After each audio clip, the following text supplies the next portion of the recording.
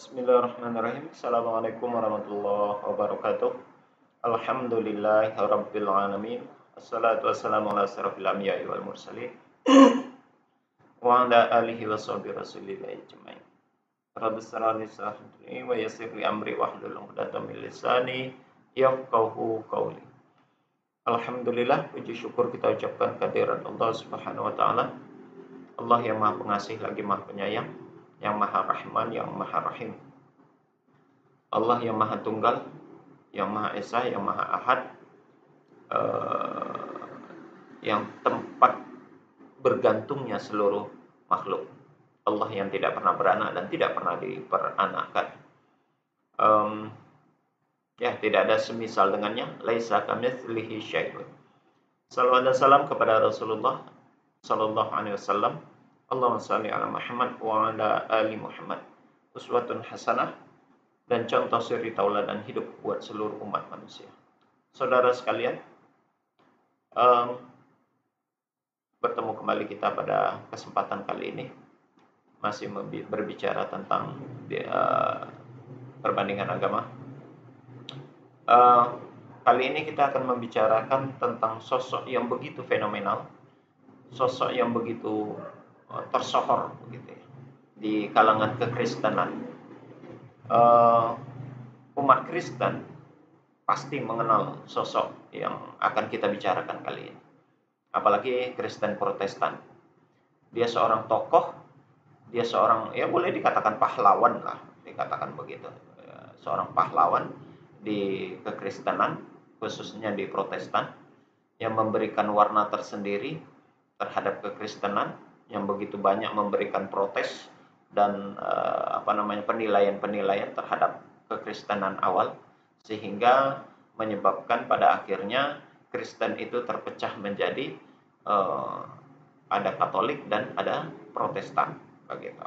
Jadi tokoh ini yang meletakkan pondasi awal terjadinya atau munculnya kekristenan yang disebut dengan Protestan itu sendiri. Siapa lagi tokoh ini yang ya tentunya sekali lagi saudara atau kita semua Anda pasti mengenalnya dan tidak asing lah, bahasanya itu tidak asing gitu ya. Dia adalah Martin Luther. Ya, Martin Luther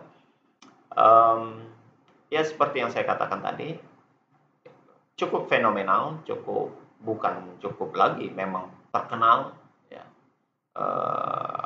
Para sejarawan pun pasti mengetahui sejarah-sejarah teologis, sejarah-sejarah tentang religius, khususnya kekristenan, pasti mengenal sosok ini. Bahkan banyak yang mengenal secara detail siapa itu yang disebut dengan Martin Luther. Secara background sebetulnya Martin Luther ini awal mulanya bukan seorang tokoh agama, Dia sendiri sempat kuliah di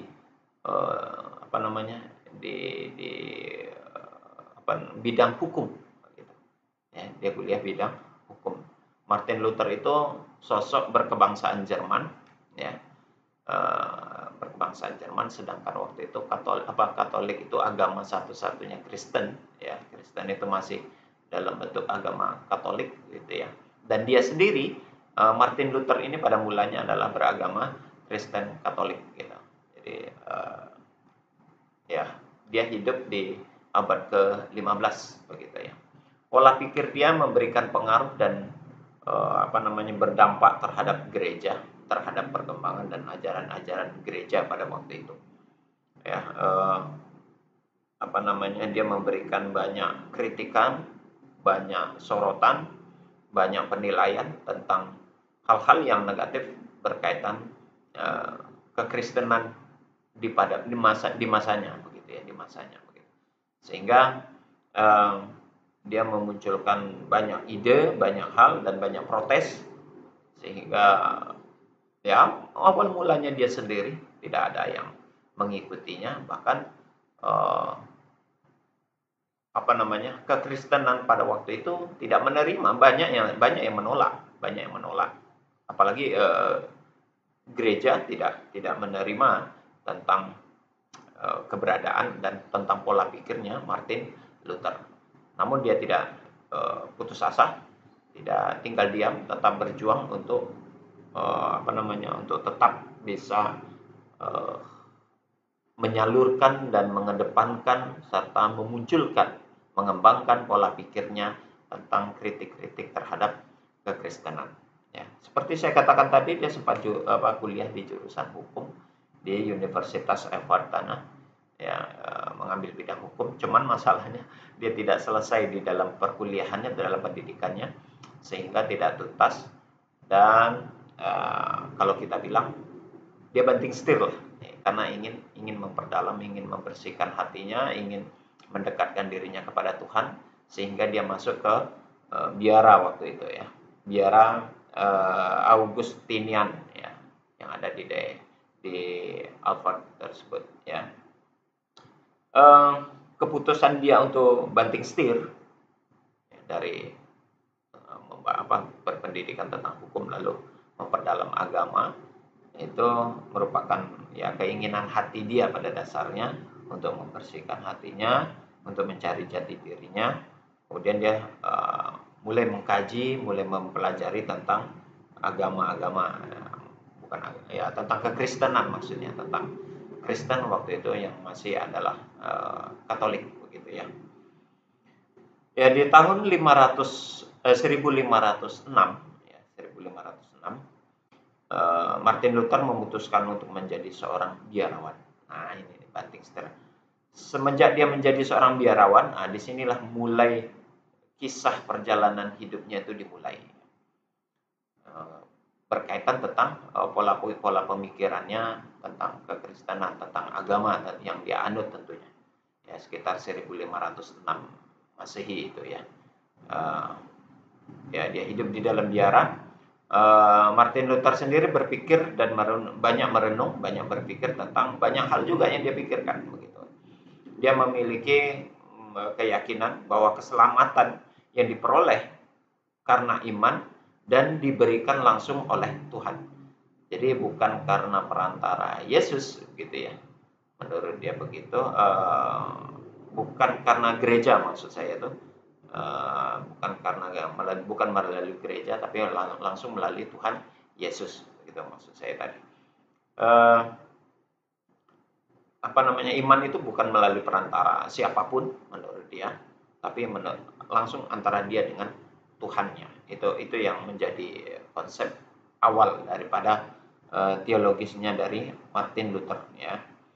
Gereja Katolik menggunakan waktu itu ya, sakramen-sakramen gitu ya.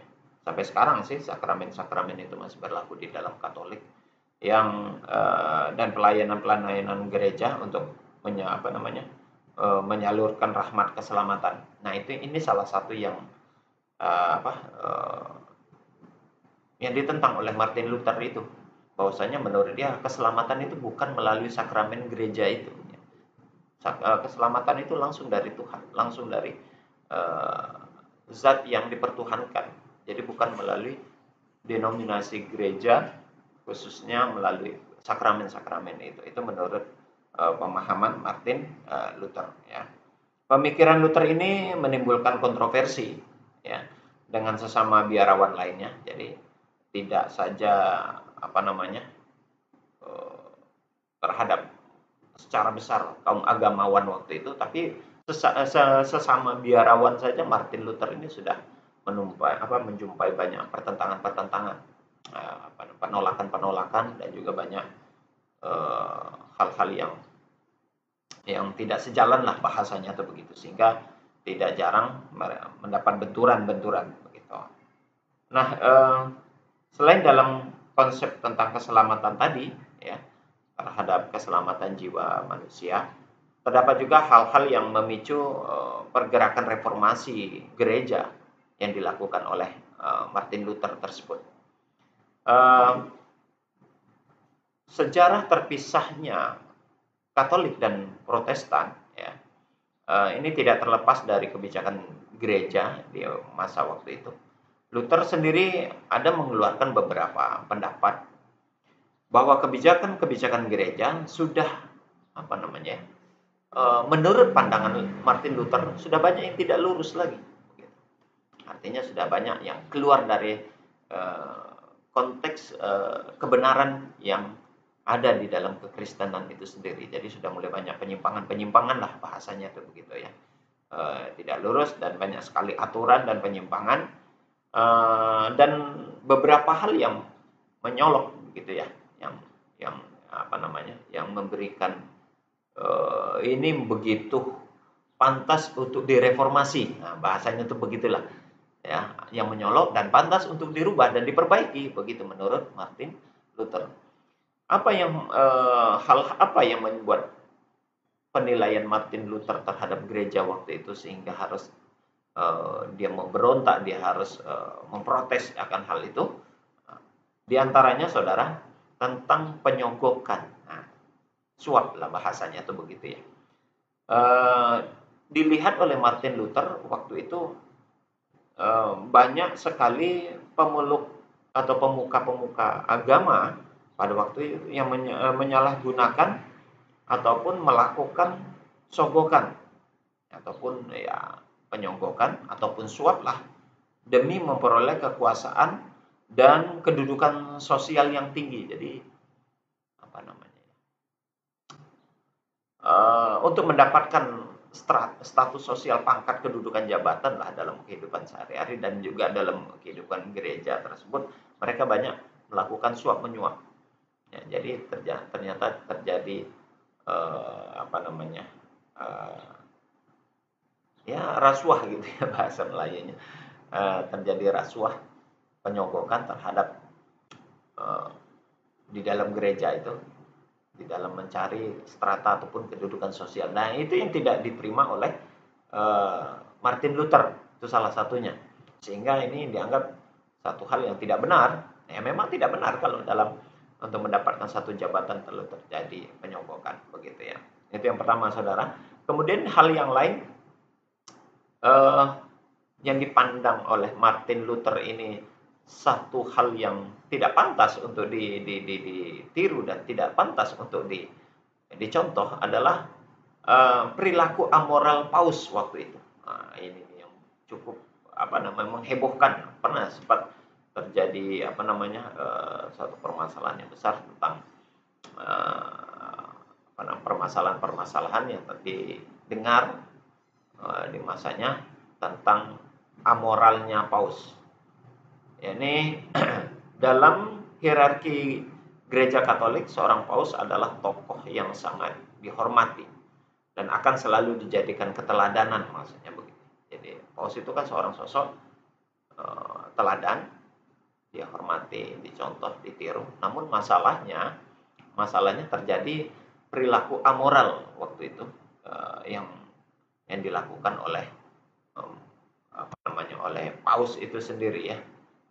Dia adalah pemimpin yang tertinggi di dalam Katolik, dalam kekristenan Katolik, dalam struktur kedudukan pemuka agama Katolik itu sendiri ya. Namun bagaimana apabila seorang Paus, seorang pemimpin kedudukan tinggi, dia melakukan penyimpangan, tentu hal ini perlu dikritisi menurut Martin Luther. Nah, pada masa Martin Luther hidup itu, Paus itu dijabat oleh Alexander yang ke-6 waktu itu ya, Paus Alexander 6. Dan masalahnya seorang Paus ini memiliki hubungan amoral dengan wanita yang memiliki 8 anak haram.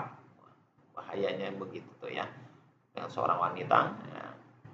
Sehingga sampai melahirkan 8 orang anak. Ya, ada hubungan perzinahan lah begitu bahasanya, seks bebas antara seorang Paus dengan seorang wanita. Ini simpang siur, ada yang mengatakan wanita itu adalah salah satu biarawatinya yang ada di situ, ada yang mengatakan tidak demikian. Nah, itu berita simpang siur saja. Namun yang jelas saudara, penyimpangan ini, perlakuan perbuatan amoral ini sudah terjadi di masa itu ya. Paus melakukan hal tersebut sehingga sampai melahirkan 8 orang anak haram. Nah, itu menjadikan salah satu penyebab sorotan dari Martin Luther, sehingga ini perlu diperbaiki, perlu dikritisi, begitu bahasanya. Kemudian penyalahgunaan tentang sakramen suci. Nah, penyalahgunaan tentang sakramen suci yang menurut Martin Luther ini juga perlu disoroti dan perlu dikritisi. Sakramen dalam gereja Katolik adalah ritual yang sakral dan harus dilakukan dengan cara benar. Nah, seharusnya idealnya begitu tuh. Sayangnya pada zaman Martin Luther ini terdapat pandangan-pandangan yang salah terhadap makna sakramen itu sendiri. Contohnya pemujaan yang berlebihan terhadap benda-benda keramat, ya, yang menimbulkan pemikiran dan kepercayaan yang tidak masuk akal terkadang. Nah, ini satu hal yang terkadang dinilai jadi mistik. Terlalu mengagungkan barang-barang yang pusaka lah bahasanya tuh begitu ya kalau kita sekarang ini, zaman sekarang ini. Sehingga benda-benda sakramen itu terlalu diagungkan, ya. Benda-benda dalam sakramen pada dasarnya hanya simbol dan atau lambang saja pada dasarnya begitu. Cuman sakramen hanya alat untuk membantu memperoleh iman, bukan sebagai jalan untuk memperoleh keselamatan menurut Martin Luther begitu. Nah, sehingga penilaian yang berlebihan begini itu tidak diterima dan tidak sepaham dengan Martin Luther. Ya, begitu ya. Kemudian hal yang lain yang menjadi sorotan oleh Martin Luther terhadap kehidupan gereja, ajaran-ajaran gereja adalah adanya penjualan surat pengampunan dosa. Nah, ini juga terkadang lucu. Ternyata pengampunan dosa itu melalui surat, dan surat itu bisa diperjualbelikan, begitu ya. Dan pada zaman itu Paus Leo X, ya, itu menjual surat pengampunan dosa itu untuk menambah kas gereja. Nah, ini menjadi sorotan buat Martin Luther. Artinya untuk menambah pundi-pundi biaya ataupun pundi-pundi uang gereja yang dilakukan oleh pemuka gereja waktu itu dengan cara menjual surat pengampunan dosa. Nah, jadi dosanya bisa diampuni ketika terjadi seseorang yang melakukan pengampunan dosa, lalu mengisi surat itu, lalu surat itu sudah dianggap bukti bahwa seseorang telah diampuni dosanya dari Tuhan, begitu ya, dari Tuhan Yesus. Jadi itu sebagai bukti. Ya. Nah, alasan-alasan inilah yang memicu kontroversi Martin Luther. Ya. Dia menempelkan banyak 95 tulisan, kurang lebih ya, sampai kurang lebih 95 tulisan tesisnya ataupun macam tulisan-tulisan opini-opini dia lah, yang waktu itu bahkan dipampangkan di gereja Wittenberg, ya. Itu. Nah, kejadian ini, peristiwa ini sekitar 1517 Masehi, ya. Yang tulisan-tulisan dia pada umumnya berkaitan tentang penolakan ajaran-ajaran yang ada di dalam gereja itu sendiri. Bahkan tulisan itu tidak sedikit yang sengaja ditempelkan di dinding-dinding gereja, supaya orang membacanya, orang melihatnya, orang mengetahui tentang kebobrokan gereja waktu itu, ya, masa itu. Sehingga Martin Luther inilah pejuang pertama, dan dia sempat menyampaikan hal tersebut kepada Kaisar Roma waktu itu, ya.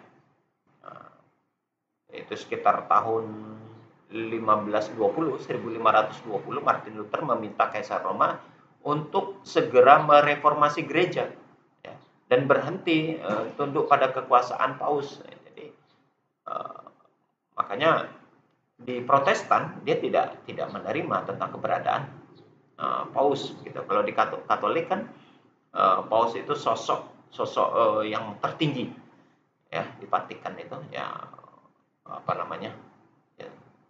mereka memiliki pemimpin dunia yang bernama Paus di Katolik itu. Nah, itu Protestan tidak menerima itu. Martin Luther tidak menerima tentang keberadaan Paus itu sendiri. Nah, itu nanti di segmen berikutnya kita membicarakan tentang perbedaan antara Protestan, ajaran Protestan dengan Katolik begitu. Nah, ini kita mulai dengan sejarah kenapa terjadinya perpecahan itu ya. Sehingga banyak ajaran-ajaran gereja pada waktu itu diprotes, ya tidak diterima lah bahasanya gitu oleh Martin Luther, sehingga Martin Luther keluar dari dominasi gereja, yang kemudian dia mengembangkan, mengajarkan pola pikirnya menentang ajaran-ajaran yang ada di gereja tersebut, sampai dia diasingkan ya, karena masalahnya dia sendiri. Dan pada umumnya pemuka-pemuka gereja waktu itu tidak menerima tentang pola pikirnya Martin Luther, sehingga dia diasingkan begitu. Itu bahasanya itu begitu. Dia pun terpaksa menyembunyikan diri di Kastil Wartburg waktu itu, supaya dia bisa mengembangkan kembali ajaran-ajarannya dan dikembangkan ke seluruh dunia. Perjuangan Luther ini masih berlanjut di kastil tempat dia bersembunyi itu, di Kastil Wartburg tadi ya. Dia di sana mengembangkan tulisan-tulisannya, banyak menerjemahkan Injil yang tadinya berbahasa Yunani, dia terjemahkan menjadi bahasa Jerman, lalu dia kembangkan ya, dia cetak, seiring dengan perkembangan percetakan dia perbanyak itu Injil dengan berbahasa Jerman, sehingga banyak tulisan-tulisan dia di luar Injil itu juga, tulisan-tulisan lain dibaca oleh banyak orang, dan banyak orang ternyata ikut terpengaruh dan dengan pola pikir dia, sehingga dia mempunyai komunitas. Nah, itulah sejarah, sehingga pada akhirnya dia sendiri sebagai pencetus utama berdirinya kekristenan Protestan. Martin Luther lah sebagai sosok pahlawan yang dianggap pahlawan oleh Protestan, yang memberikan sorotan tajam, memberikan protes terhadap ajaran-ajaran Katolik awal. Dan peristiwa perpecahan ini sekitar tahun yaitu 1520 Masehi. Itulah baru munculnya Protestan itu mulai dikembangkan oleh Martin Luther. Nah, itu saya katakan tadi di awal, sosok Martin Luther ini bukanlah sosok yang asing di kalangan kekristenan begitu, saudara. Dan ini mungkin menjadi ilmu juga buat kita, khususnya yang belum memahami kapan dan bagaimana terjadinya perpecahan antara Kristen Protestan dengan Katolik ya, sebagai penambah wawasan saja. Dan nanti di segmen berikutnya setelah ini kita akan membicarakan perbedaan ajaran antara Katolik dengan Protestan. Begitu saudara, inilah sejarah awal peletakan batu pertama munculnya Kristen Protestan. Jadi Protestan itu baru muncul sekitar abad ke-15 atau 1520-an lah ke atas itu baru muncul. Nah, ini yang menjadi sorotan sebetulnya kalau kita pertanyakan lebih lanjut, saudara, mana yang bisa diterima oleh Yesus ini, oleh Tuhannya, yang Katolik kan atau Protestan? Karena masing-masing akan saling merasa kelompok mereka benar. Katolik akan merasa kelompoknya benar, Protestan juga demikian, merasa kelompoknya benar begitu. Dan mereka saling menyesatkan. Menurut Katolik, Protestan salah. Sedangkan menurut Protestan, Katolik salah. Meski mereka sama-sama menyembah Tuhan Yesus. Nah, itu. Yang menjadi pertanyaan, bagaimana dengan Tuhan Yesus sendiri? Mana yang harus dipilih begitu loh? Nggak mungkin Yesus akan mengajarkan dua ajaran yang berbeda kepada jemaatnya, kepada umatnya, mengajarkan tentang Katolik sekaligus mengajarkan Protestan. Nggak begitu. Sementara ajarannya banyak berbeda. Nanti di mana letak perbedaannya? Nanti di dalam segmen berikutnya kita jelaskan perbedaan-perbedaan itu. Yang jelas menjadi catatan buat kita, dengan adanya Protestan dan Katolik ini menjadi suatu pertanyaan yang besar, bahwasanya agama ini merupakan hasil pola pemikiran manusia, dan karena mereka juga berkembang, karena hasil pemikiran manusia. Protestan muncul karena hasil pemikiran dari Martin Luther, sosok atau tokoh yang begitu digadang-gadangkan dan dia pahlawan buat Protestan.